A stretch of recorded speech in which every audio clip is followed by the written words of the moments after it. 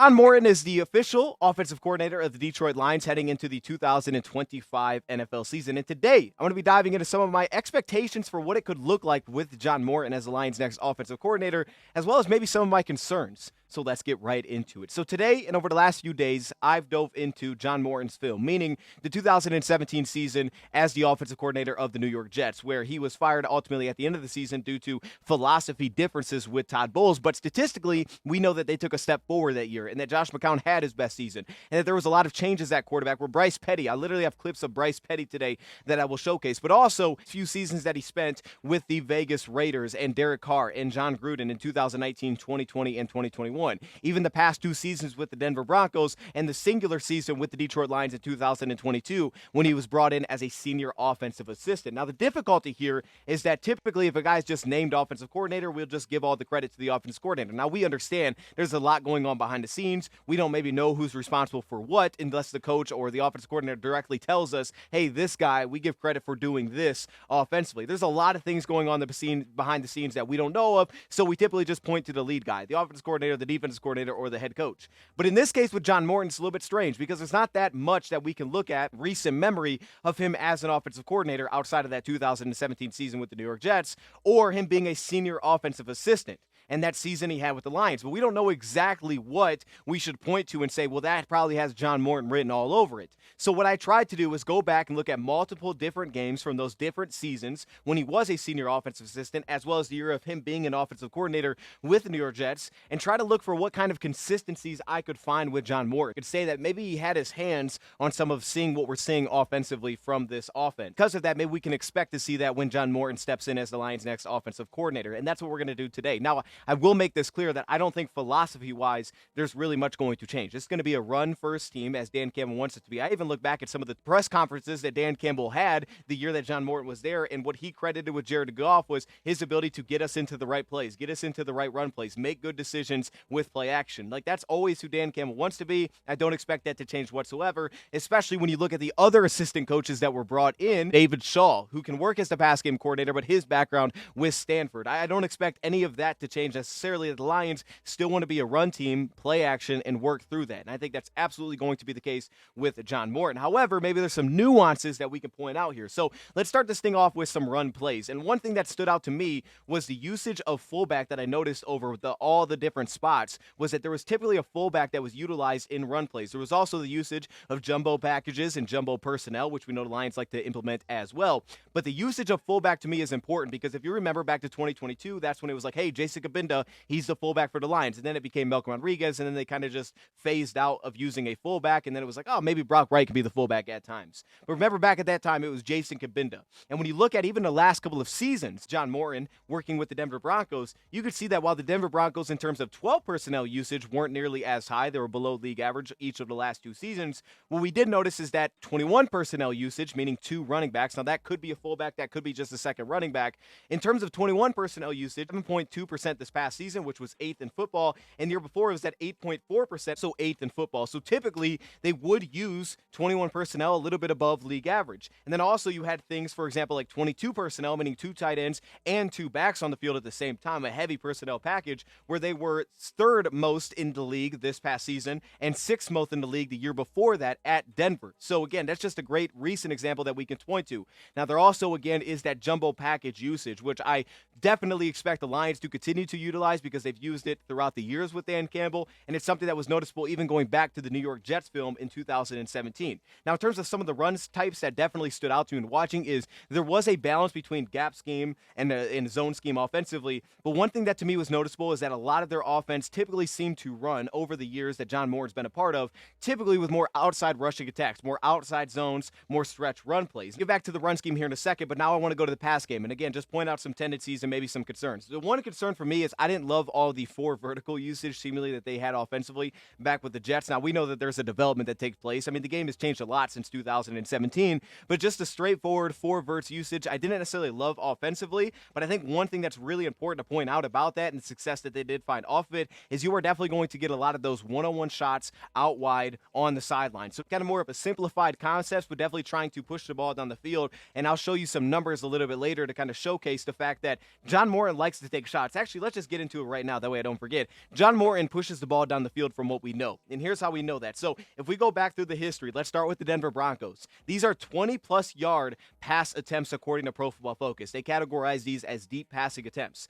Last season, Bo Nix had 73 passing attempts over 20-plus yards. That finished second in the NFL. So we're talking about a rookie that had the second most deep passing attempts according to Pro Football Focus. The year before, he worked with Russell Wilson. He had 60 deep pass attempts, completing 23 of those. That was 11th most in the NFL. Now, the year before with Russell Wilson, before he got to Denver, that number was at 44. So keep that in mind for perspective. You go back before that with Derek Carr. It was 78 deep passing attempts in 2021. That was the second most in the NFL. In 2020, it was 60 deep passing attempts. That was top half, 14th most in the NFL. And in 2019 would be the year that you'd have to go back to, which is the last time that we've seen a John Morton offense. I say John Morton offense, but as a senior offensive assistant at the time, a John Morton offense that didn't finish top half in terms of deep passing attempts, 20-plus yards. Even Jared Goff in 2022, while it was lower than some of the others, finished 14th with 55 deep passing attempts. And then we saw this past season that number drop down for Jared Goff specifically this past season. So that's just something that's a part of a John Morton offense, is you're going to get vertical shots specifically within that offense, and I think the numbers kind of bear that out.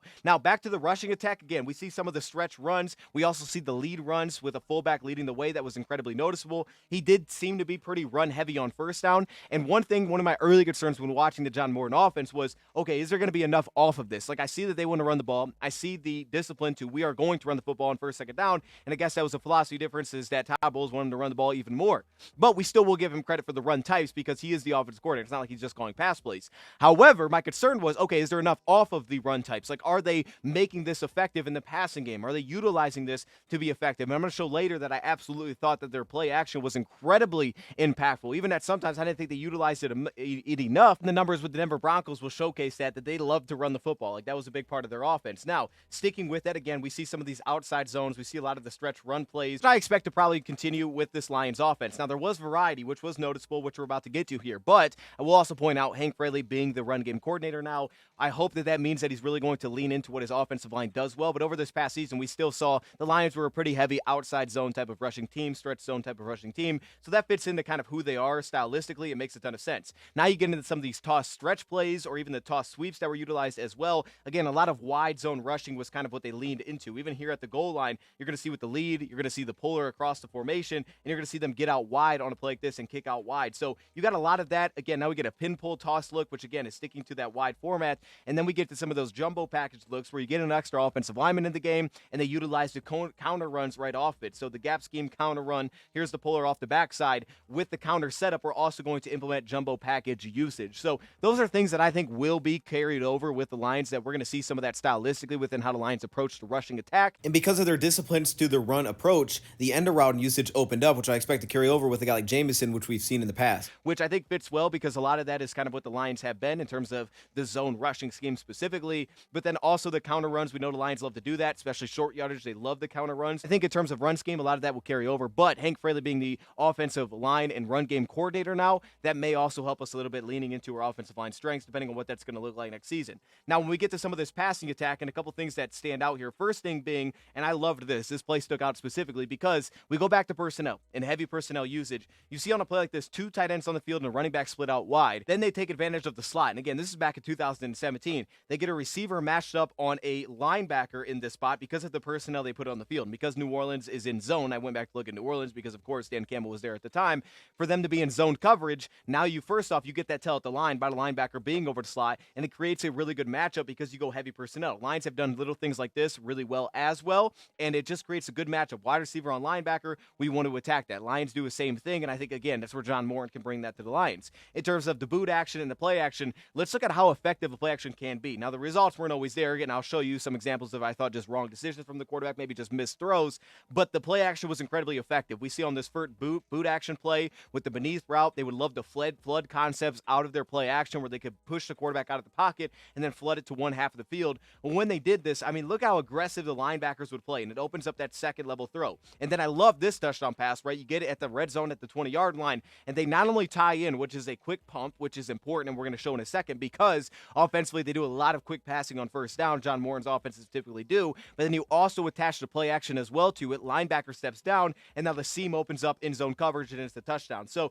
again, play action was incredibly effective when they utilized it. It was just about utilizing enough, which is, I think, is going to be the key there. And then we get to some of the specific play action concepts, and this brings me back because the Lions used to run this kind of concept a ton. So when I see this with Denver, I'm like, oh, this seems like something that John Morton probably brought over for sure, or this is something that's just within, this is how John Morton likes to do things, and we're going to probably see it make its return with the Lions. And that's that quick play action. You have the little in-breaker with a clear-out route on the backside. The Lions ran this a ton. We saw Josh Reynolds be very effective in these spots. Obviously, that one's not caught. But the Lions used to run that concept a ton. It kind of pulled away a little bit. I expect that to be on the comeback for the Lions. And then, of course, the shot plays that they create about it. Now, one of the issues I do have, and I think this shows up not just here but in other spots as well, is always having kind of an extra progression. Like, I felt like too often, could be too often occasions where the quarterback kind of runs out of progressions. Like here, it's kind of simplified, right? You have your vertical shot set up, and if that's not there, you have your checkdowns. Well, in a case like this, Philly takes it all away. They cover it pretty well. And Goff then is kind of forced to press this thing downfield into double coverage. Now, again, because of the coverage look, if they're in quarters like this,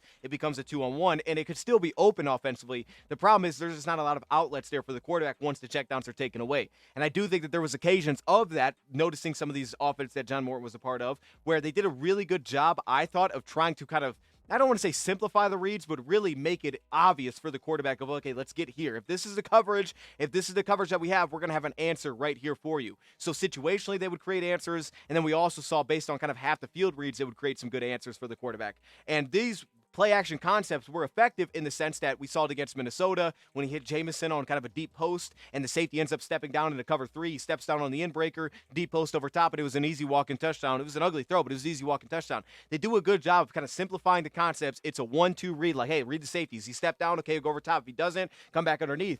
They do a good job of kind of clarifying that for the quarterback, but in terms of always having a progression to get out of a situation where that's just not there, that I didn't always think was super consistent. So that could be a concern. And another part of that as well is, if you notice, when the Lions played Denver in 2023, the Lions blitzed them like crazy. A lot of zone blitzing, specifically from Aaron Glenn. And I think what we're going to show next, which is the speed at which they get the ball out of their hands for their quarterback, typically is going to minimize some of the success of blitzing. But I did think that that was typically a good response for a John Morton offense, was zone blitzing. So that'll be something to keep an eye on, is always having answers for those spots and always having an outlet for the quarterback to get to. At times I thought was a problem, especially on those play action sets where everything's kind of vertical. He didn't really have an outlet, especially if your quarterback's not going to take off and run. Now, within the pocket, we're going to look at some of these quick processing, quick passes that they would set up offensively. And again, this is something that we've seen the Lions do, so this isn't necessarily new. You also attach kind of the fast motion to it here with St. Brown. And again, they do a really nice job of the ball's either going to get out fast to somebody, but it's going to get out fast, and we're going to flood one side of the field. So in this case, St. Brown with the fast motion across, they run that deep curl route, and they run the over-breaking route over the middle of the field that takes the free safety. And this becomes a very quick read, okay? I can read to the outside, back underneath to the check down. And you can see that the outside route for St. Brown is taken away, so immediately Goff gets to the swing, gets it out to his back. And that's another big aspect, is one thing that I don't want to see go away is the usage of a guy like Jahmyr Gibbs within the passing game. Monty has been great in the passing game, but it's not as diverse in terms of route tree. But Gibbs showed us last season that he looked like a receiver at running back by the end of the year. And his usage at receiver that they would put him in, or motion on the backfield for a running back, I don't want to see that go away. I want to still see him involved. And I can say that John Morton will definitely get his running backs involved in the sense of checkdowns. Now, will he do it as uniquely as we did with Ben Johnson in terms of let's put him at a receiver alignment? Will we do as much of that? I hope so. I want to see that element of his game continue to, evolve, because I think that's where he could be really special. And I think we saw flashes of that last season. And this is where the addition of a guy like David Shaw is very impactful. One being with Christian McCaffrey and understanding how impactful he could be in the pass game. And also with John Morton, the impact of his running backs, not only as checkdowns, but also as pass protectors, especially when teams become blitz heavy through play action sets. And here you can see with a lot of these clear out formations, clear out concepts, it allows the running backs to be incredibly involved, and run after catch opportunity is incredibly impactful. But I do know that his running backs will get the football, because it's just within their offense of how fast they're getting the ball out that the running back typically has to be very involved within those check down scenarios, and it has to be on time, which leads to a lot of run after catch opportunities, which is a very big part of a John Morton offense, especially like third and medium, is run after catch opportunities that they can create. Again, back to the fast, get the ball out quickly. A lot of 3-step drops under center quarterbacks or shotgun quarterbacks, 1-step drop, get the ball out of your hands. It's something that the Lions still utilize. We would see games like Minnesota at home at the end of the season. Lions had like 8 I think like 8 plays where they went 3-step drop, get the ball out of our hands quickly. It's very good for teams that like to blitz really heavy. Now for Goff, because he's comfortable under center, we can do it under center. For other teams, maybe it's Bo Nix, maybe less experienced there, you do it out of the gun instead. But the idea is still the same. This is one of those concepts that a John Morton offense typically utilize. We'll see with the slant concepts, but also the curls and hitches. Those quick curls and quick hitch concepts will probably be carried over. It's get the ball out fast. It's a quick read. It's 1-step, 3-step drop, ball's out of my hands. And here we get a speed out route against kind of a quarters coverage look, so the ball is out of his hands quickly. This is effective against teams that try to play, say, cover 3 defense, or really even cover 4 as well, where teams on the outside, we give a little bit more cushion to these outside receivers, just quickly attacking that. Here, ball's out quick, deep curl out wide, and we're going to get it there. And to me, again, that created a lot of clarity for the quarterback in terms of it wasn't a ton that he had to work through to find the right decision. It was, okay, he's in off coverage, get the ball out wide. And in some ways, I felt like it was safe. And I think that's what John Morton does a really good job of, is he creates a lot of safety with quarterbacks in terms of being decisive of getting the ball out because they trust that it's going to be safe.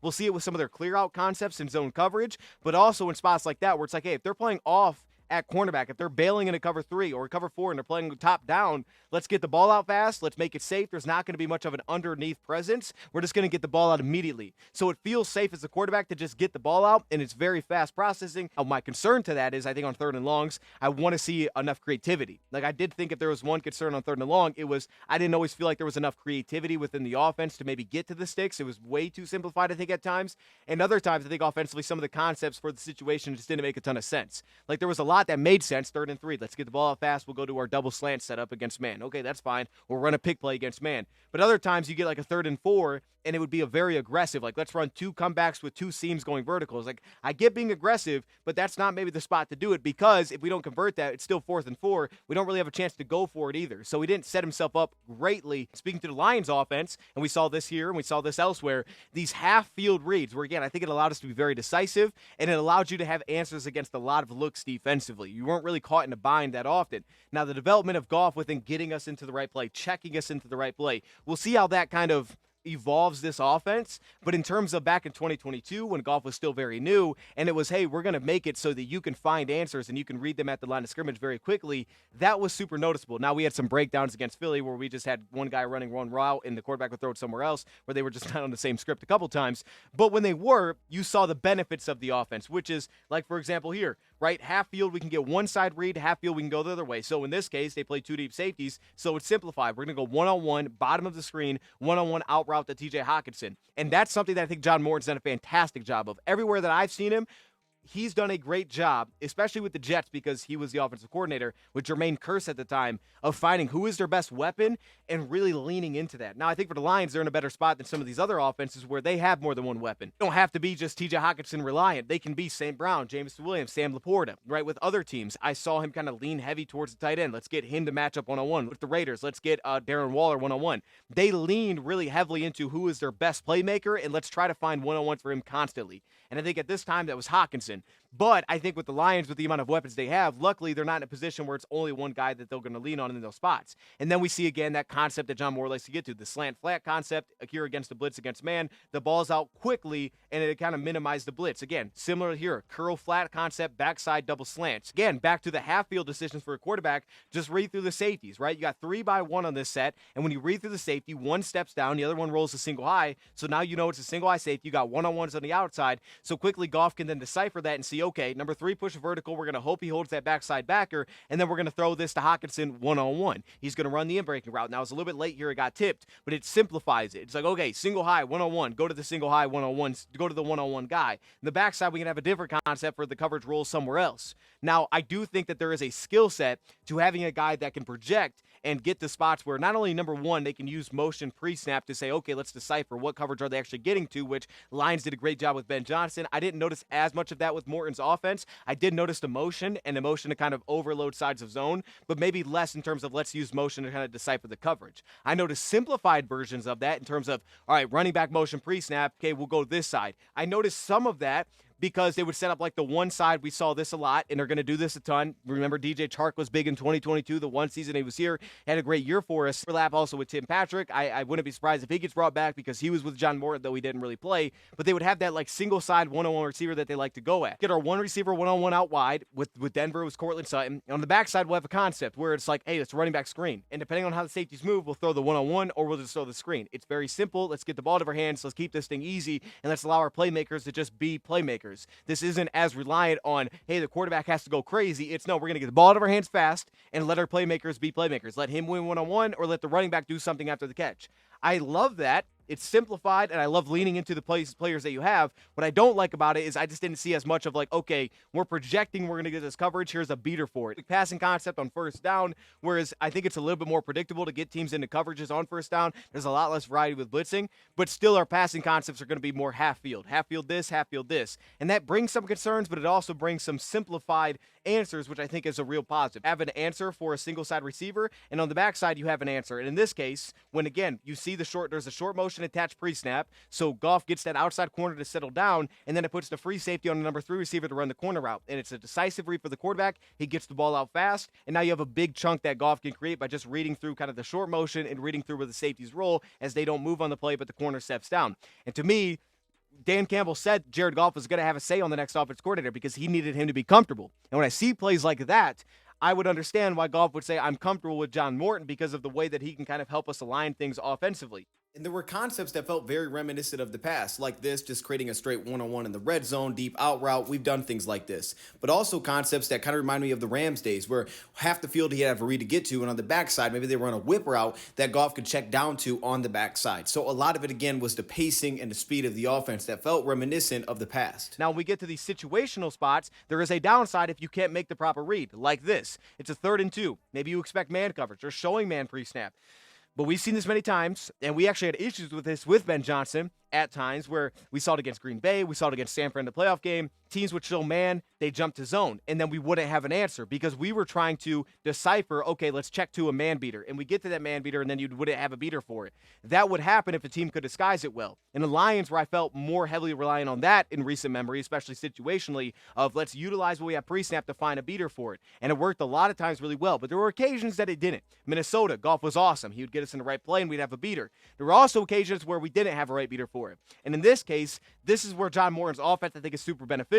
Because here, for example, as you notice top of screen, there's going to be a corner route. And if he reads through the coverage and notices it's Tampa 2, go to the corner route because there's a high-low at the top of the screen that's created.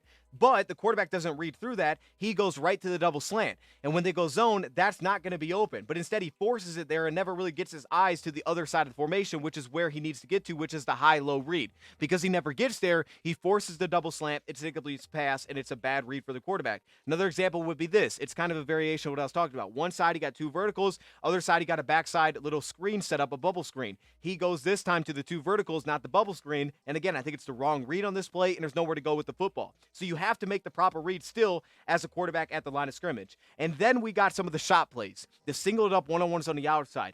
Now, here's what I would say. If you're putting betting on stats, bet on St. Brown having a monster season number-wise. I know that feels like an obvious bet, but it's because he does so much to create matchups for his best receiver, so I expect that to be the case.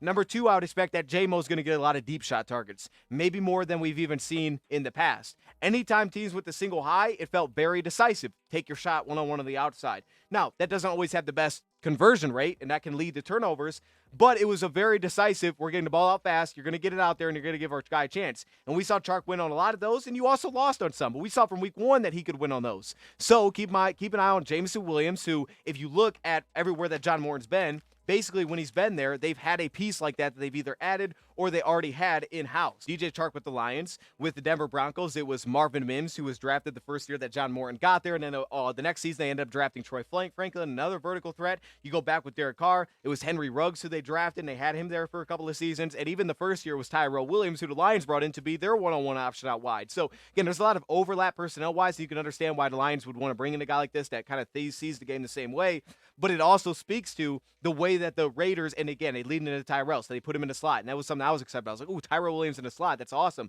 Maybe we'll do that. We never really got to see it because of the injury, and he was out. We didn't really see him at all, but it was something the Raiders did because they leaned heavily into who's their best weapon. They do a great job of maximizing their best piece. However, they also also use that one-on-one outside threat, as we see here to Cortland Sutton as well. And there's tons of examples on that, even to a running back out wide one-on-one on the sideline. Now we get to some of the situational stuff, and on third down, there's a lot that I do like. Here on a third and medium, I love the fact that they don't force things to the sticks or beyond the sticks. They're willing to go underneath the sticks and allow guys to make things happen after the catch because they make the read, I think, very clear for a quarterback. And they'll trust it into these windows because they don't try to force tight window throws or force one-on-one wins. Instead, they were willing to say, let's clear it out and let's create an opportunity. So here, it's a clear out with an in-breaker underneath. Now you create something happen after the catch. So it's caught underneath because they're going to press the sticks, but they're going to also give room for the guy to go make a play with the ball in his hands. And they were very reliant on their playmakers. Or here, it's the 3rd and 8, and we would run a very similar concept with Khalif Raymond. Who can win outside one-on-one? Let's run a deep out route. Let's get leverage, and let's keep it simple. We're going to throw that out route. And that's something that I did like.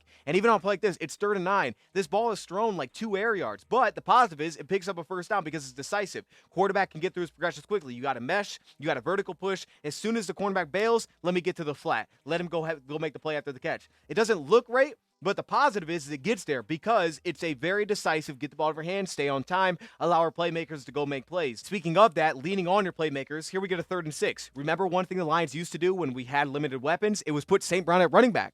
I'm not saying this is John Morton. You only got to start of this. I think this was more maybe even Ben Johnson. But the Lions utilized putting their best receiver at running back on 3rd down. That way they could find a matchup that they thought was beneficial there. Here we see that with the Jets. Get the one-on-one. That's where we're going with the football. Now, another concept he liked to utilize a lot, just to show a couple examples, was the drive concept. He loved the switch releases seemingly and kind of the stacked releases. So because of that, the drive concept was effective over the middle of the field. But here's a great example with the Lions. Here, tight end and receiver. Watch how they push against zone coverage. Against zone coverage here in this kind of cover 3 look. Watch how they press this. They utilize the stack. They work a 2-route concept so they can come back underneath it. And now when you work back underneath it, it's a lot of space and it allows for run after catch for a 3rd down to get to the sticks. Very similar, as I just pointed out, in another 3rd down opportunity. These stacks, these switch releases were a very big part of the offense. And then you get to the clear outs. Here's where I love the clear outs because it creates decisiveness for tight windows for quarterbacks. So you press the tight end vertically and then you settle down a receiver over the middle and you settle down another tight end off the backside. So that creates indecision, but it puts the linebacker in a bind where he has to decide one side or the other. So it creates a window for the quarterback to be decisive, a window where it was already cleared out by a previous receiver. And this is something that we saw going back to the Jets. Here, vertical push, let's settle back our receiver down. And I thought this create really clear options for the quarterback where you'd have to still make reads, but you could see these clear outs would constantly give them room to create passes. They did a really good job with spacing in zone coverage just based on these clear out concepts. And then again, back to the one-on-ones on the outside, which for me were clear pictures. Then we get to the red zone situations, the last situation I want to point out. Because in the red zone, a lot of things look similar. One, they're going to run the ball heavy. So if it's 3rd down and short, you might run the football. Or we'll have one of these pick plays or these little concepts underneath to get somebody open or these stacks or something. 3rd down and medium, stacks, run after catch opportunities. 3rd down and long, that's where we get the vertical shots. However, we get to the red zone, a lot of things look similar. One, they're going to want to run the football, and they'll do that over and over and over. If they feel like that's their best matchup, they'll go heavy personnel. The other aspect is these front side play action plays where we get a play fake, we stay on the front side, and we flood one side of the field in a small amount of room. So in this case, we see that flat with 2 routes going vertical over top. In this case, it's not going to get to the end zone, but it's an easy read. It's get the ball out here. We're clearing out. We're allowing run after catch. That's what we see here with the Jets. Another example here on 3rd down and 4, as I pointed out, right? This is where the ball doesn't get thrown. Bad decision by the quarterback, but the clear out is created. So again, they utilize short motion to create leverage. This tight bunch. They use stacks and bunches a lot with John Morton. And that way, when they push vertical and they settle down the outside receiver, he has room. He's posted up on the 1st down marker to pick up this 1st down because the clear out they created by the concept. One quick example I want to throw in here against the Lions, we see this deep scissors concept. The Bears scored a touchdown on us against this. This is just a bad throw by the quarterback, but it is a good concept for the coverage that they're in, and it's a true beater for the coverage to create a shot over top because obviously they like to do that. But then we get back into the red zone here. This is where you see them using running backs, which makes me excited because Gibbs took off in this world where here they, again, utilize kind of a rub route in the sense where they push the receiver vertical. He takes 2 receivers out of the play because of the way that the running back releases. So now Jalen gets caught over top. It opens up the running back, and now the running back has a clear path to the end zone. It's a really good job creating these small little concept of 1-2, 1-2, 1-2 clear out, 1-2 clear out, get him open underneath. It's a really good job of that. And then again, short yardage, we get these front side rollout plays, we get these flats, we get the underneath run after catch, and this is something that was constantly utilized with the Lions as well, and we've seen that kind of carried over. Last play that stood out to me made me think of 2022. Lions against the Jets. What play won the game against the Jets? I'm sure you all remember it was the chip and it was the drag route. Well, how about this play? Going back to the Raiders, very similar setup. Chip, drag, Look how effective the play action is, right? Because of the down and distance, they're expecting run. Everybody steps down, you chip and you drag, and the tight end's open. Now, he doesn't pick up a touchdown here, but the Lions scored a touchdown on a play just like this. But it reminded me of the Lions doing that and what John Morton could be bringing to Detroit. So for me, a couple of the questions that I'm going to have is the success rate against the blitz, specifically against zones, would heat up this John Morton offense with. I do trust it on early downs because there's a lot of quick passing on early downs, or it's usually rushing the football. I do trust it in those spots, but I don't know if I trust it as much in second down. What is it going to look like when teams zone blitz? Are we going to have a quick answer? Are we going to give us an option, an outlet for a quarterback that's not really going to be looking to take off and run? Third and long, are we having enough creativity offensively? I want to still continue to see that happen and see why Goff would be comfortable. You could see why it makes a quarterback very decisive, and you could see how they create concepts that would lead to a quarterback having success. The run game will still be the focal point, and the play action will be working off of that will still be a focal point of this offense. We just may get more vertical shots one-on-one to the outside than we've seen in the last couple of seasons. So I expect there to be some differences, but I also expect a lot of things to stay the same. And I'm excited to see what this looked like. Here is my first kind of breakdown at looking at this John Morton offense. We can always revisit this, and we probably will, but for now, I'm going to leave it there. Let me know your thoughts in the comments below. Thank you, Pride, for watching, and I'm out.